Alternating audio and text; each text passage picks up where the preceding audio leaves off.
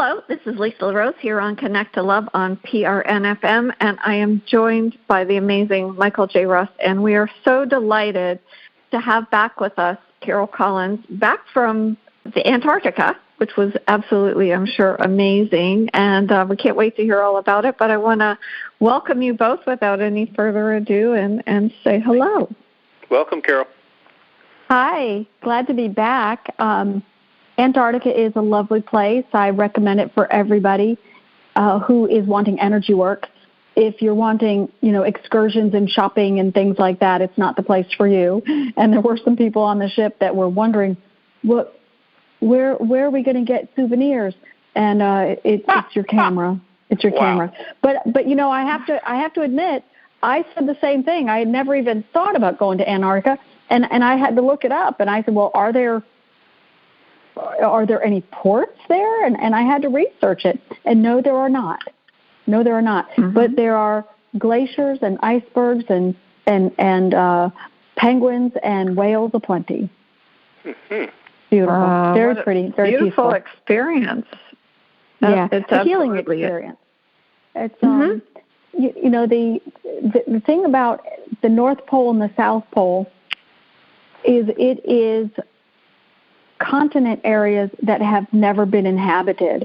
And so when the teachers said, Carol, when we go on cruises, and you guys both know, I've got one coming up in April and also in July, plenty of room for anybody if anybody's wanting to join the workshop. But what they said, when we go out on cruises, in the general cruise areas, Caribbean is where I go mostly, they said it's very little thought pollution, which means there's thought, which is your ideas plus your emotions, and they're all intermingled in the air. And when you're on the ground, it's kind of like light pollution, where you can't see the stars at night because there's so much light. They said the same thing happens with thoughts, is there's so much emotional pollution that you have to steady yourself and do your meditation and energy work to be able to clean that out. When we're on a ship, it's not there. And so when the idea came up about Antarctica, they said, Carol, this is zero thought, not low thought pollution. There's no pollution. There's no thought in the air, in the water, in the ground, in the layers of how they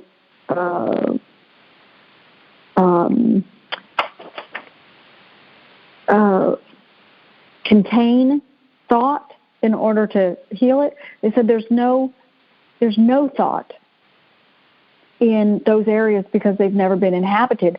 So when you go there, it's an emotional clean out from crown to root. Mm-hmm. And I said, I want to go there. And they said, yeah, we would like you to go there too every February. And so that's what I have planned, is a cruise there every February, workshop kind of cruise. And it's, I cruise a lot because I do a lot of workshops with them. And this it just happened to be the first time I was in Antarctica. So, but not the first time I've been on a cruise. Mm-hmm. And people were happier. There were more people outside walking and talking and engaging. Hardly any people would show up at the dance contest and, all the things that they have. It was mostly people were sitting in groups and talking, and they were outside taking pictures. It was just, it's hard to explain. It was just a completely different energy once we got into the Antarctic circle. Yeah, wow. Really cool. It sounds so fantastic. It's just amazing. I'm looking forward, maybe next February I'll put it in my energetic date book and see myself there. I hope so too. Carol, I'm so glad that you brought up the topic of trusting, because when you said that the guide said to you, you need to go to Antarctica, there was not a resistance. There was not a question. You listened to what your guide said, and it was your choice. You, as Carol, the human being, have these non-physical teachers and these guides who bring forth information, but you still have free will. And I think that that's I'd love to delve into that concept a little bit, because and for our listeners who may not be familiar with Carol Collins, America's Medium, she channels in these non-physical teachers known as the collective. It's something that she's not done her whole life, but they brought through what they call the essential material. And the knowledge and the teachings that they want to convey with us is to help us on this journey of awakening, aligning with who we are, so that we can really reach that state of enlightenment through love, and which I absolutely adore and I absolutely love. And it's not always easy. We have this choice. And so last week on the show, we talked about how do we become better antennas? How do we broadcast a new signature and align our thoughts, emotions, and actions with the frequency of the field of possibilities and the intention of what we want to manifest in reality? And Carol, you want to speak to it as Carol Collins, or if you'd like to bring in the teacher? Oh, sure. Well, I'll bring them through, but the idea of how do we, and my first thought is we can't. And that's not a limitation. It's just that what we do is we live life, and we engage and we observe, but we also are collecting memories at a rate that they say is, astronomical. We collect memories because it's all vibration. We are collectors and disseminators, but we're not cleaner-uppers. We're not. And so, when they talk about what's in the grid, and the grid is, for anybody that's listening, it's the non-physical mind holds all of your memories. They call it the structure or the container system that holds memories. And those memories and that grid structure is what transcends from the physical to the non-physical after we die. And so they say all the time, the one thing that the spiritual community is not yet understanding is people cannot heal themselves. People cannot heal other people. So you can't change your vibration. You can't change it. Now you can focus on happy, and you can add more happy to your vibration, and then from a quantity perspective, you can shift the balance. But the unhappy that's in there, you can't fix it. You can't heal it, but they do. And so, I had this conversation with them, and we were using fruit, and they had me get out 2 bowls, and they said, okay, now just don't worry about colors or anything like that. They just said, you've got 3 different kinds of fruit in this bowl. Now, what do you do if you want more oranges? What do you do? Well, they said to have more oranges, you have to go out and get them and add them to the bowl. If you want less apples, you have to do energy work. If you eat, obviously this was a conversation about you're not literally eating the fruit to get rid of it. They said, but this is what you have. These are your memories. Consider the apples as things that you don't want, and consider the bananas things that are okay but not your favorite, and the oranges, because I had a variety of things there. The oranges are the things that are your really, really, really favorite. So what you're really wanting is the oranges. You don't even want the bananas, because the bananas are mediocre, and the apples are the things that are causing you to be unhealthy or unhappy. They said they're in your memory, so you can't get rid of them. They're in your memory, so they're in the bowl. They're in the bowl, and you're not allowed to take it out. You can't take it out. You can add to the bowl, but you can't subtract from the bowl. So you can go out and you can get more apples or bananas or oranges, the things that are not so fun, the things that are mediocre, and the things that are really fun. And what you really want to do is you want just those things that are fun. But in the vibration of people, it's everything. There's a little bit of this and a little bit of that. And so, they always say be happy and then. Be happy and then engage. Be happy and then go shopping. Be happy and then get on the internet. Be happy and then look in the mirror, be happy, and then, because that helps to supplement and shift the tide for what rises to the surface. They said, but, so kind of an answer to your question is, we're all trying, we're barking up the wrong tree, because the only thing that we can do is focus on quantity. What are we adding to our vibration? And are we doing quiet time? Because in quiet time, they are removing negative emotion. So we can change our vibration by adding happy.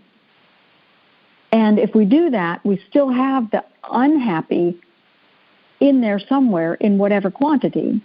And so, you could be somebody that follows law of attraction and motivational kind of things and healthy living and spiritual kind of things. But if you don't do the energy work, then you are creating a happier from this point forward, but you still could get sick because you still have unhappy in the grid that's sitting there gestating. And so how do you you can have a happier life by choosing to be happy, and then you create a new happy quantity of a happy. But how do you create happy and healthy? You have to do energy work. You have to have quiet time so that they can resolve negative emotion, and then you become healthier. So it's almost like, my answer to that, maybe it's a little convoluted, my answer to that is I try not to worry about changing my vibration. I think about, how do I stay happy? But I always incorporate energy work throughout my day so that over time, the actual vibrational output is better overall. Make sense? That's fantastic. It's a quantity thing. It's a quantity thing. Absolutely. And I had the honor of participating in the Art of Self-Healing class last evening. And one of the things that I wrote down was, when the emotional content of the grid shifts from dominant negative to dominant positive, your intuition will improve dramatically. And that when that happens, it allows you to receive things more fully. Is that correct? Am I correct in my understanding? You do receive more fully, but only to the degree that law of attraction will let you. So you're more fully and somebody else is more fully could still be different. Mm-hmm. But, all things being equal, we all have a container. And that container contains everything that we've ever paid attention to. And what we pay attention to, if you're sitting in the room, you're paying attention to everything that's in the room, but you're paying extra attention on the thing that you're looking at. But everything, the vibration of everything. So if your room is a mess, but you're focused on reading a book, well, you have extra attention on reading the book, hopefully enjoying it, but your mind is also adding into your memory, my room is a disaster. And so you've got, I like it and I like it not at the exact same time. And so, they talk about, what do you do with your day? What do you do with your thoughts? What do you do to amplify the positive? Because ignoring what's going on around you is not helping. Mm-hmm. Everything is based on quantity. And so, don't pick up your bedroom because you feel guilty, and don't pick up your bedroom because, mom and dad told you to, and it's the right thing to do. It's not an adult thing. It's not a guilt-driven thing. It's that when we create a messy bedroom, for example, that's law of attraction showing up in behavior. And so the three things that they always talk about is, law of attraction is thoughts create our own personal reality. And your own personal reality starts with your emotions and then swiftly moves into behaviors and then moves into your physical body. But your emotions and your thoughts come first. And that's how you think about yourself and everybody else. But it's also how you interpret what other people are doing and saying. So it's your opinions that are law of attraction based first, and then your behavior. So when you start, having sloppy habits, that's bad law of attraction showing up in phase 2. And then later down the road, I have several different clients that come to me on a regular basis, and some of them are working through some very significant things. The teachers work on people with dementia and Alzheimer's and PTSD and different kind of trauma things, behavioral trauma. And you think maybe just biting your nails is a challenge, or biting the inside of your cheek. I have one person that she says every time, I'm keeping track of how often I'm biting the inside of my cheek, and I'm using the forgiveness method. And I noticed that when I use the forgiveness method, it takes about a day or two, and then the inside of my mouth isn't as raw. And I'm really appreciative of that. And so I had a conversation with the teachers about, what is that on the inside of your mouth? And they said, when you kind of bite the inside of the inner side of your lip, you get the skin. How do you say it? Is when you bite the inside of your cheek, it's a nervous habit. Right. But when you do it on the bottom lip, it's, I hate something that is in my vicinity. I hate, and they said it's the actual wavelength of hate.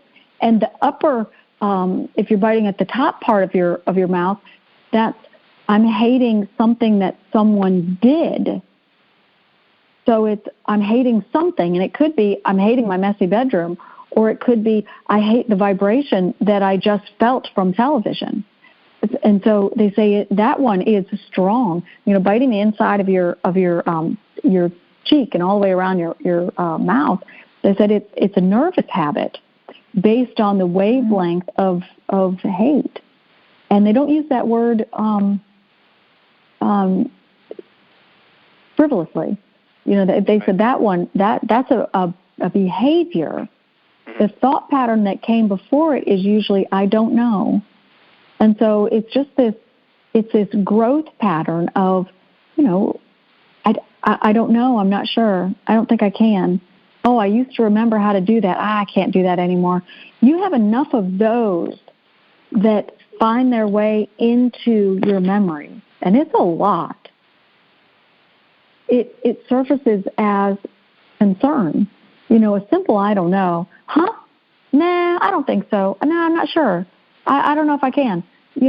That's almost insignificant, but it's in everyday language. It's in everyday life, and it's here and there and everywhere.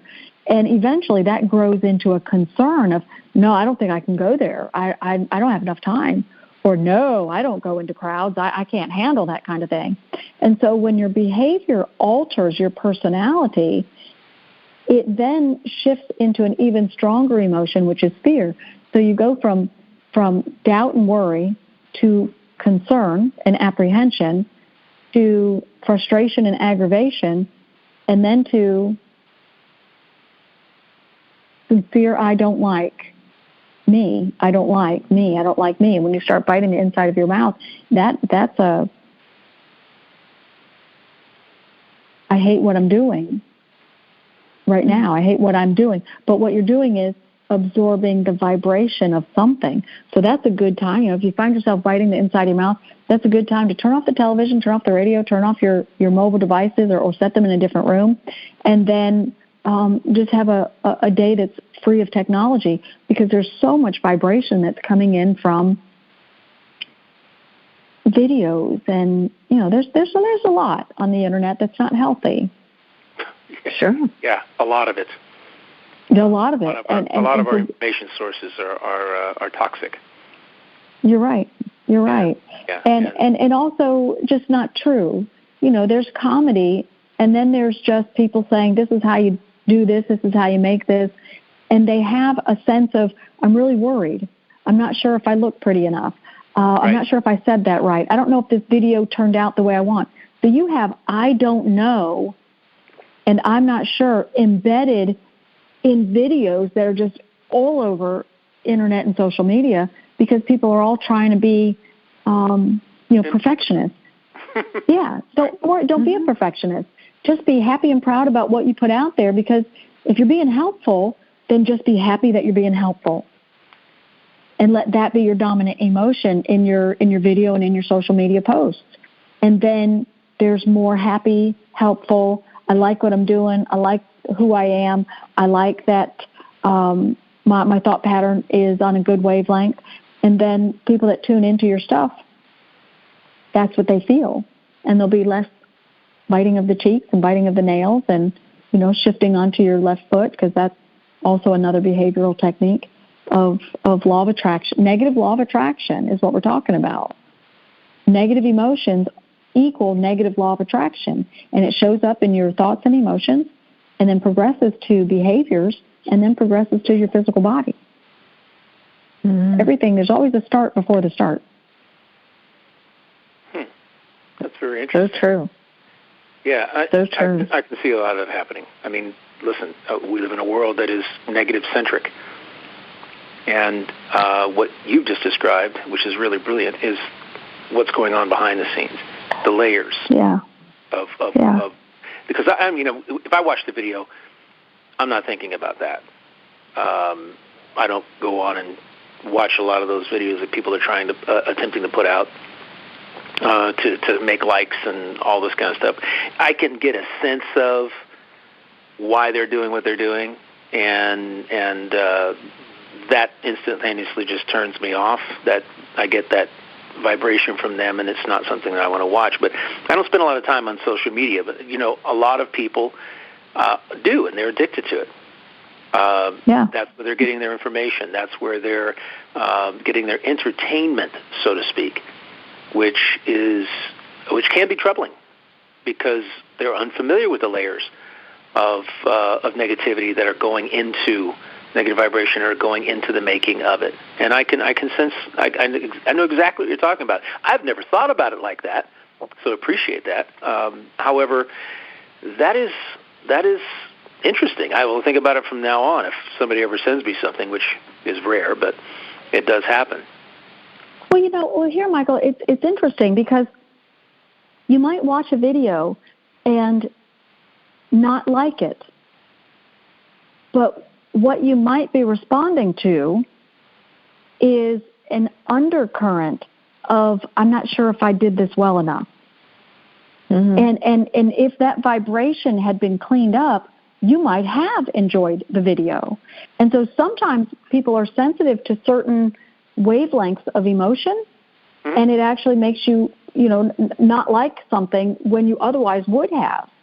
It's interesting what the teachers do, because they teach every Monday night and Tuesday night live stream classes, and they always say, Carol, download the video and then shut your computer off overnight, and then post it late morning or early afternoon or later. You want a good 12 hours between the completion of the class and then posting on social media. And I thought in the beginning, I didn't even ask any questions. I said, okay, that sounds good. And I thought they were giving me kind of a schedule, because classes end at 8:30, 9 o'clock. And, sometimes I feel pressured to hurry up and get it out to everybody. And I want to make sure that it's available for students that weren't in class so they can watch it right away.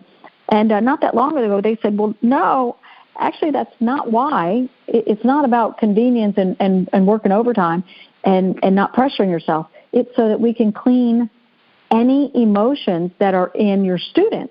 Because as a channeled person, they mask my emotion. That's part of the energy push that they talk about. And so my emotion is held back from the video, my personal emotion. But the students' emotions are in the video because they're participating. They said, right. we like to do an overnight clean of your video so that when you post it on your website for the archives and the Facebook group for, the class students to view it, they pull out the negative emotion that was inserted. There could be some I don't knows. There's all kinds of things, and I don't investigate it because I don't really want to teach myself to tune into those things. Right. But they say just let the video rest for 12 hours or so, and then post it. Because then when anybody watches it a second time, going into the archives, then they tune into the teachers of Yeshua more cleanly. And so that's what I do. It's so here's an example. So I was at the nail salon before this call, and before that I was at a coffee shop, and I was thinking this morning that I was going to do some computer work. I had some manuscript things that I'm working on so I can get it over to Lisa, and I had some newsletters that I wanted to do, and I had kind of a backlog of my to-do list. And so I got all my morning stuff done, and I had really nice, easy time doing that. But I felt kind of like pensive energy, like almost pressuring myself to get my to-do list done. And I got a text message from a friend who said, "Hey, I'd love to meet you for a cup of coffee." And I said, "Well, that sounds great. I've got to run that way anyway." And had a nice time, but my thoughts weren't with it. And I went to get my nails done because that was on my to-do list, and there was no wait. And there's two people that typically do my nails, and I'm very comfortable with what they do. And I got not one but both. And then another woman asked me if I would like to have something to drink, and this time they've never asked me if I wanted tea before, hot tea. It's usually water. It's one of those salons that also gives you a glass of wine if you want it. And so I got hot tea, and it was spearmint tea, which is really beautiful because my godmother's coming tomorrow, and she drinks spearmint tea, and I've never had that, and so now I know I'm going to like it, and I got to try it ahead of her getting here, so I didn't have to decide whether or not to have it with her here, because I got to try it before I'm in front of her, and she really loves it, so now I know I like it too, so I don't have to fake it. And so I'm sitting there, and I've had a day of getting things done, but I feel too pressured. I really enjoyed having time getting my computer stuff done, but I wasn't appreciating everything. My emotions were just all over the place. And halfway through getting my nails done, a thought popped in my head. And I got to tell you, the thought that came to me was, are you thinking me? Are you causing, you're creating my thinking thoughts. I thought that wasn't my own thinking thought, because that thinking thought didn't sound like something I would come up with out of the blue. And the thought was, I need help with my emotions. And what my guy James said to me, he said, "Oh, you do, huh?" And it was kind of a funny little, "Oh, you do, huh?" And I said, "Yeah." I'm sorry, I'm chuckling. And he said, but it gets funnier. He said, "Just your emotions?" And I sat there for about 2 seconds, and I said, "Yeah. I actually like where my thoughts are, but I don't like the emotions. I like that I wanted to get a newsletter done. I like that I wanted to work on books. I like that I had some ideas for getting some social media posts out. I like that I wanted to go to this coffee shop because it's a delightful little place to go. I like that I got a text message from a friend who wanted to meet me. I like that I had time to do it. I like that the nail salon is around the corner. I like there was nobody there. I like that I got my favorite salon person. I like that my parking spot was perfect, nobody in front of me. Everything from a subject perspective, I liked all of it. But I didn't really like all the emotions that were going with it. It was a little too much pushy energy. I was pushing myself too much, and it was making me not appreciate the moment. I said, yeah, I really do I liked all the topics. I didn't like all the emotions that I had. And they said, that's really interesting because that's what we're going to talk about on the podcast. And I said, are you kidding me? And they said, yeah. And they said, that's not why you're experiencing it, but it is going to be emotions-based. Wait for Lisa's text message, and she's going to tell you she wants to talk about emotions. And I said, okay. And so here we are. Here we are, talking about emotions. Here we are.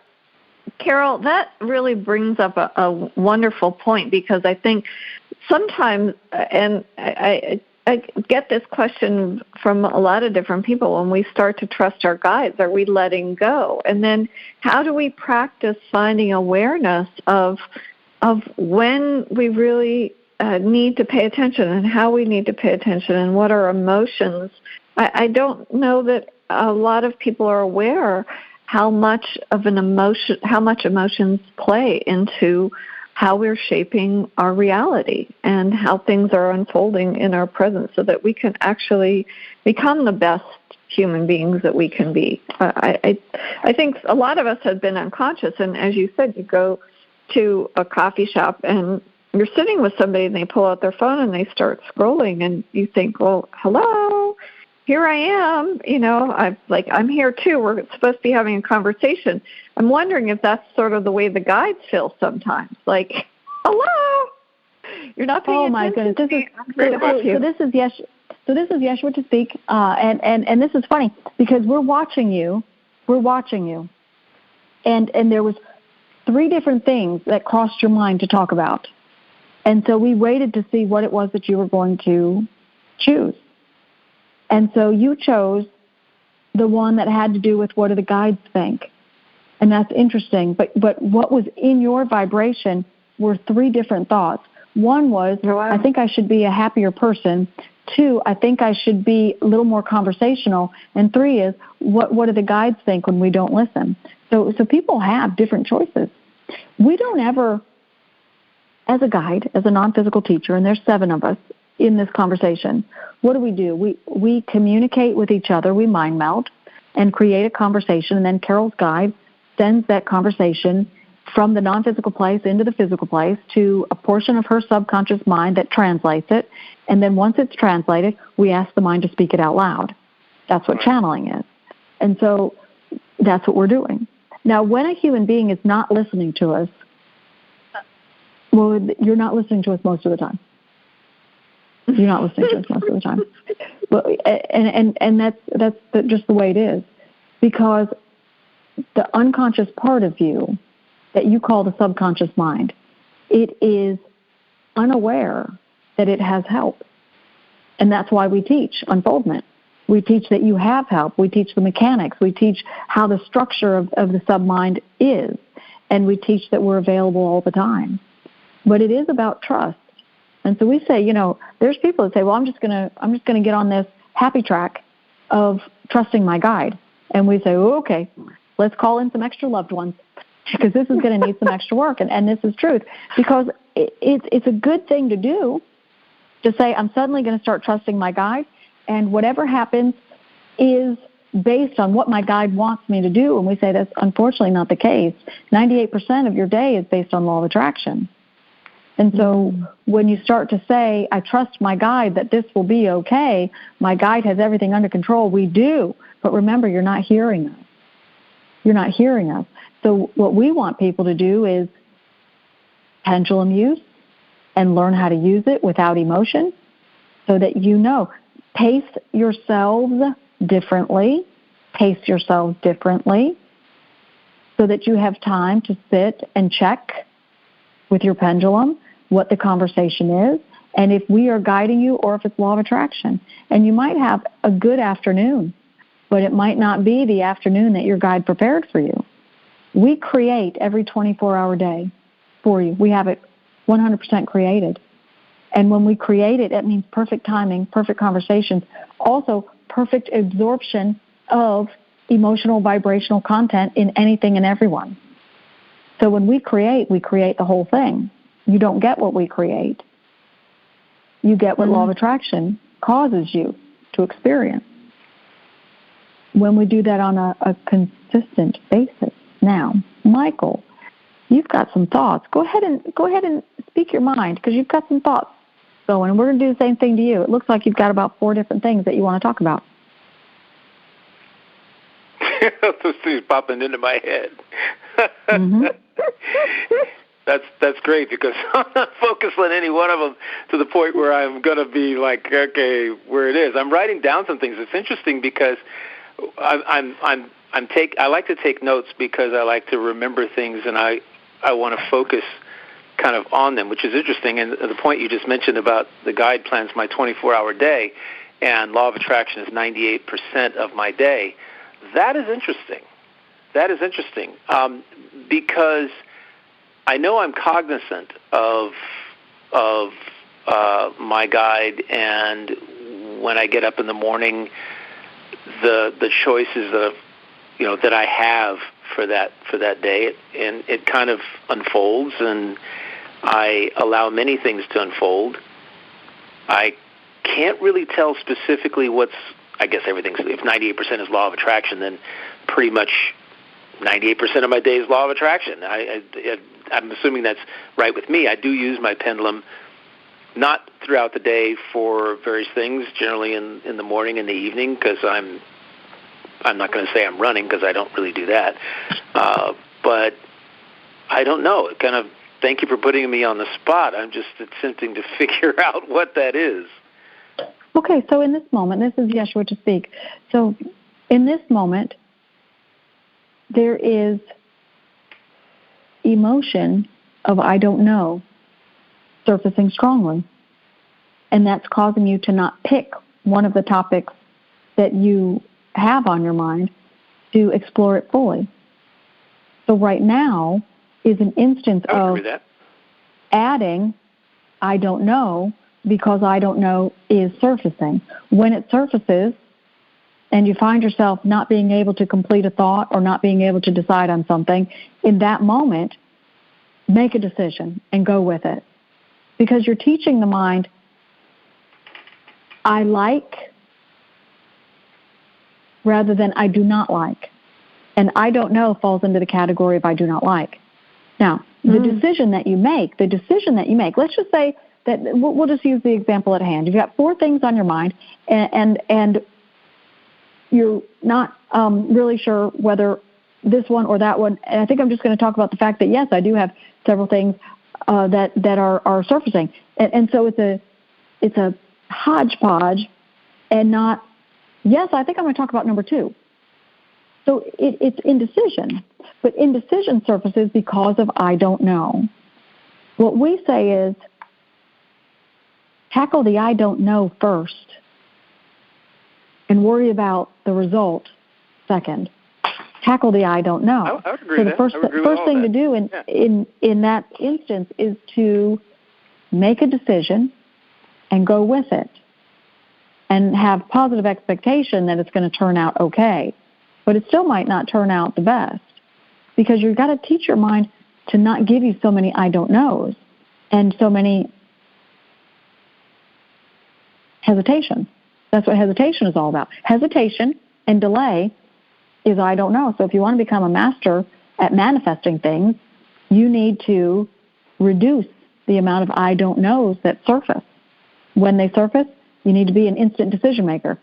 I've got I don't know all over the place. I'm going to sit down. I'm going to sit down. I'm going to sit down. I'm sitting down right now. I'm going to sit down. For how long? 10 seconds. Why? Because just make quick decisions for about a minute. For about 1 minute. I'm going to sit down for 10 seconds. I'm going to stand up and I'm going to sit down 3 times. Stand up, sit down, stand up, sit down, stand up, sit down. And now I'm going to cross my legs. And I'm going to cross my legs the other way because now I'm making decisions. I know how to make decisions and I make decisions quickly. And I always make decisions that are quick and I always make them good. And I always make them with good emotions. And I feel like a good decision maker because I know things and I like who I am and I like my life and I like me. And breathe and then move on. It's a 1 minute decision. And then compliment yourself for making decisions and that you're a good decision maker and that you love your life. And then move on with your day. It's a powerful way of pulling back a lot of I don't knows from surfacing. Mm-hmm. It's a good practice exercise. I like that. Yeah, absolutely. It's an infuriating exercise. We're not going to lie to you. It is infuriating. It is exhausting. No. It's exhausting. It's infuriating. You just try it. We know that we make it sound like it's easy, but in the moment that indecision is surfacing, let's just say you get up a little late and you're not sure whether you want to go to the gym, make your breakfast, make your lunch, get out the door, get to work. You're undecided. I got my gym bag. I always go to the gym, but I really want to make lunch. I'm kind of late. I don't know what to do. I don't know what to do. How long are you going to stay in that I don't know what to do? We want you to stay there for about 2 seconds and then just make a decision. Make a decision. You know, I'm going to pick up my gym bag and I'm going to walk around with it. I'm going to set it down. I'm going to get my lunch. I'm going to walk out the door. It doesn't matter what you do. But in the moment of indecision, it is the hardest time to make a decision, but the best time to do so for the long run. I agree with you. And, listen, because I work out of my house, because I get up and my day is, I have an idea about when I want to start work. I just kind of let things unfold. And sometimes I got to agree. I've got 3 things that I can make a choice to do, and with regard to, maybe do I want to take a walk? Would I rather do that, or would I do this or do that? And what you're saying basically is just make a freaking decision. Make a decision right then and there, right? Without hesitation. Just make a decision to go do it. And I do feel better when I do that, by the way. But also make a decision. It does not have to be a decision that creates disappointment. And so let's just say you get up late and you aren't sure whether to grab your gym bag and go to the gym or skip it for the day and eat your breakfast and then get to work. You're not sure. So in the moment that you choose to not to go to the gym, you add disappointment to the grid. But if you go to the gym and then you're late for work, well, then you add aggravation to the grid. So we say it's not necessary to even make a decision on that in the moment, although you will need to. For 1 minute, for 160 seconds, just make decisions. I'm going to open my eyes and close my eyes. I'm going to look at my sock drawer. I'm going to fluff the covers on my bed. I'm going to hop on one foot. I am going to do what I say right here, right now, without hesitation. Mm-hmm. And then compliment myself for not hesitating. And then in 1 minute, all things will settle, and then you'll know what to do. If you jump right into making a decision on what you're undecided about, then you're more often than not going to add negative emotion to the grid one way or the other. Yeah, okay. But the 1 minute, it staves off a chunk of I don't knows, and so your indecision in the future is softer. Gotcha. But it is infuriating because we don't mean make one decision and take a minute to do it. We mean repetitive, one after the other. Make a decision, make a decision, make a decision. So in a 60 seconds, we say make about 20 decisions and do it. 20 decisions and do it, and then compliment yourself, and then by then your 60 seconds is over. But right. It's a lot.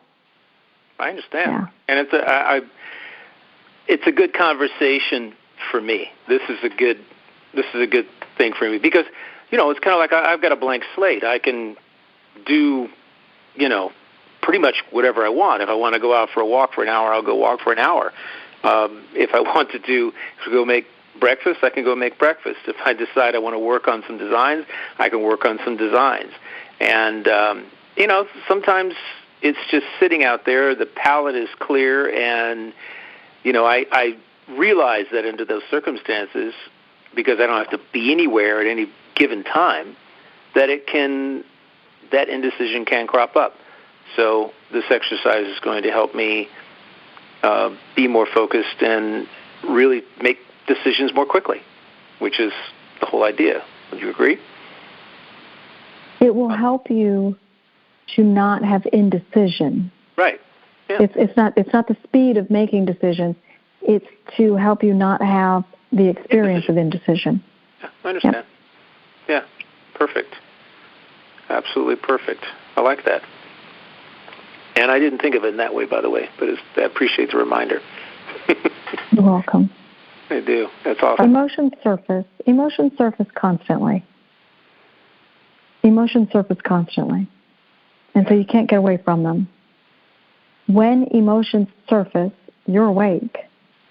Every thought that you've ever had, every decision that you've ever made, every instance of looking at something, there is emotion entwined with it. We always use the word entwined. Mm-hmm. There is no neutral, and there is no getting away from emotional things. But when you experience emotion, that means that emotion is abundant, and we want you to experience happy emotion. Or make it up. Make it up if you have to. And that's how you retrain your own personal law of attraction to not look at negative, look at positive. not look at negative, look at positive. I don't like how my nails turned out, but I do enjoy that I have the opportunity to get them done. I do enjoy the opportunity to have a selection of colors to choose from. You can do that. And one of the ways that we've taught Carol recently is to just use a little bit different phrase. Let's say that you really didn't like your lunch. I do like lunch, but I like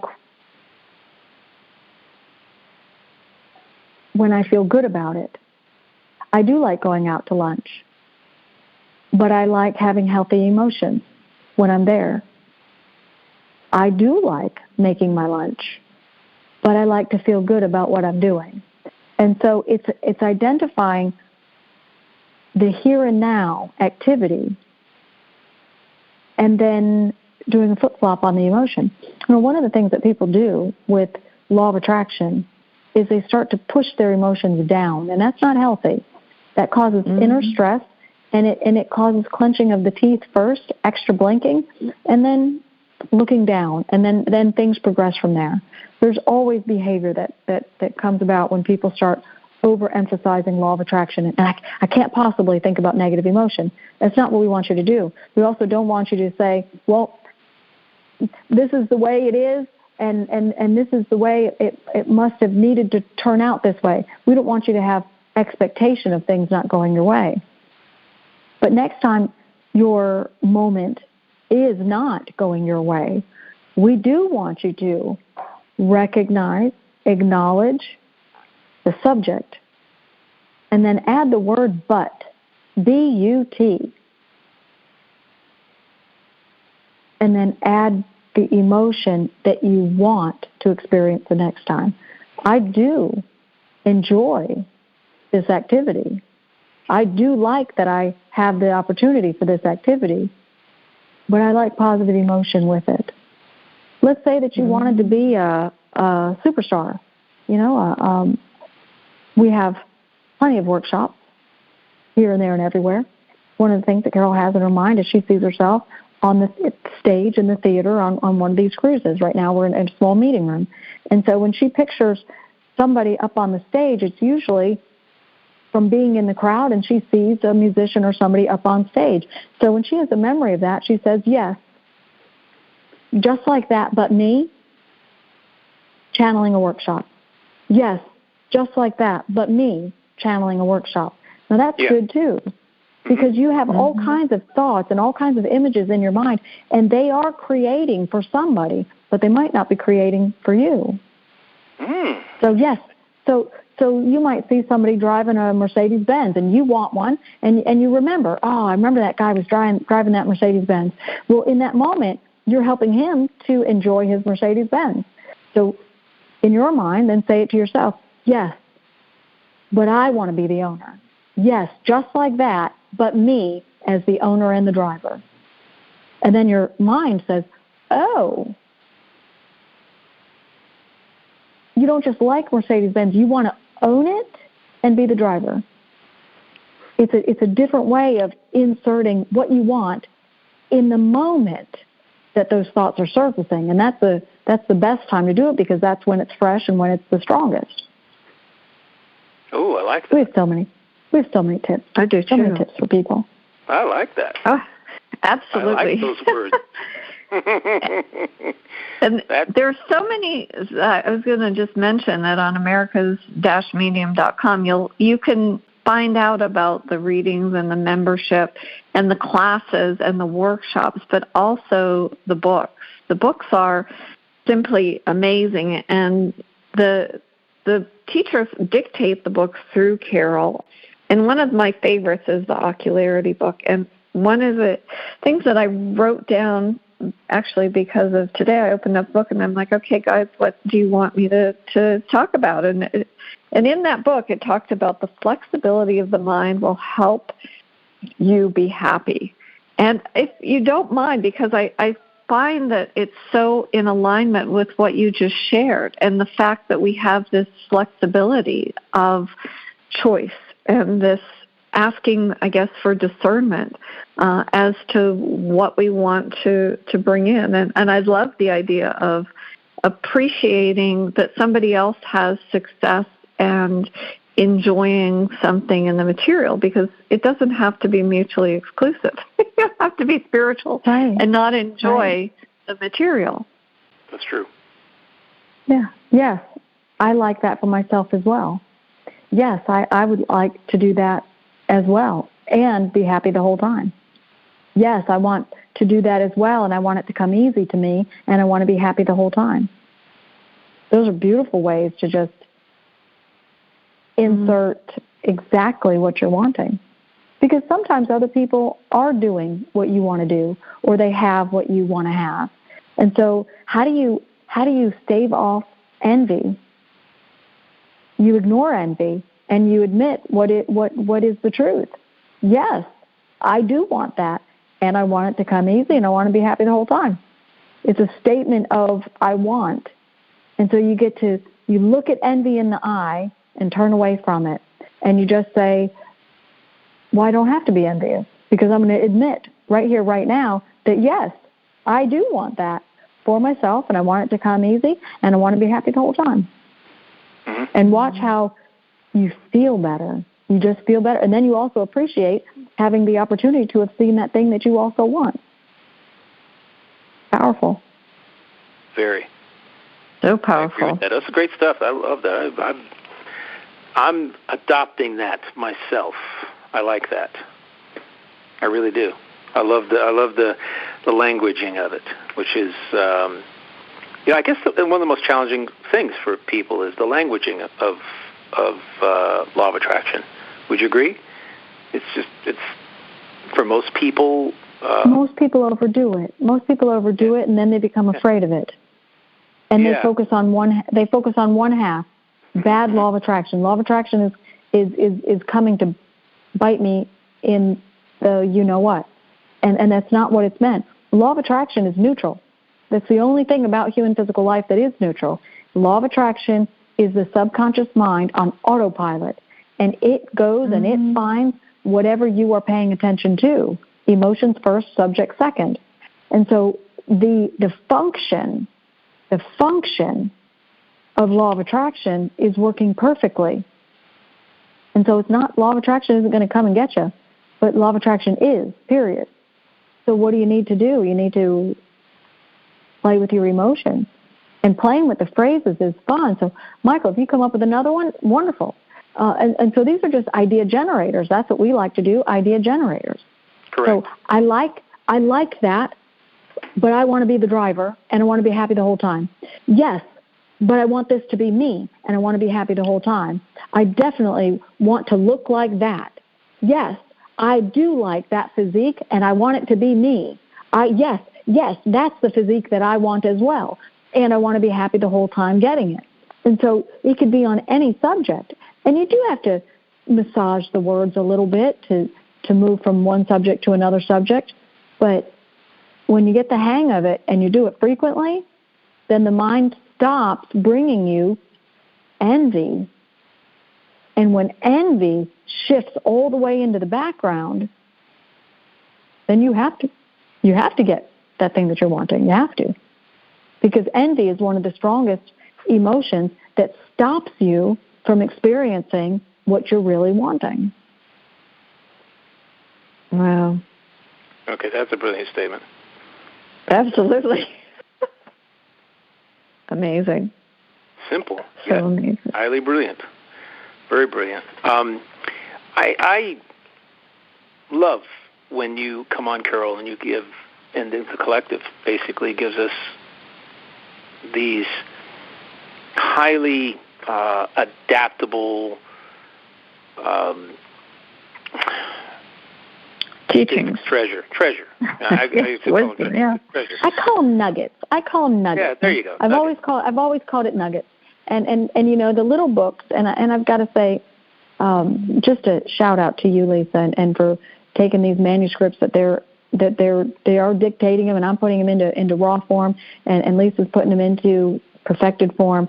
And so these small books, the Nuggets of Wisdom books, they're only about 100 pages, and there's going to be a total of 32 of them. And that's what they are. They're a little bit of wisdom, just enough to read it, savor it, appreciate it, and then put something to action. It's not overwhelming with a whole list of things to do. It's one or two different ideas, and they give you example after example about how to infuse that idea into your daily thought or your daily activities. And so it's, there's a couple more of those coming out. I've got about 8 of them that are complete.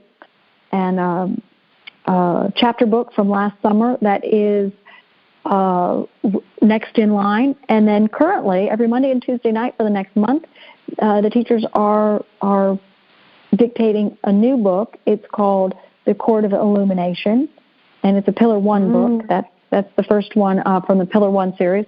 And then I've got a list of about 6 more that they have planned. So I just say, keep the appointments coming, private appointments. I love to have them. Memberships are wonderful. I would say if any of your listeners are really wondering what they should invest in, I would say consider membership, because you get so much for it. You get unlimited classes, unlimited archives, unlimited monthly workshops and the archives for that. You get the brand new Yeshua Wellness magazine.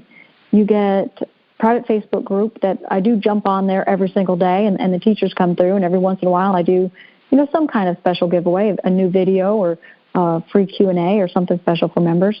And also you get to sit and listen to book dictation. Whenever there's a new book coming out,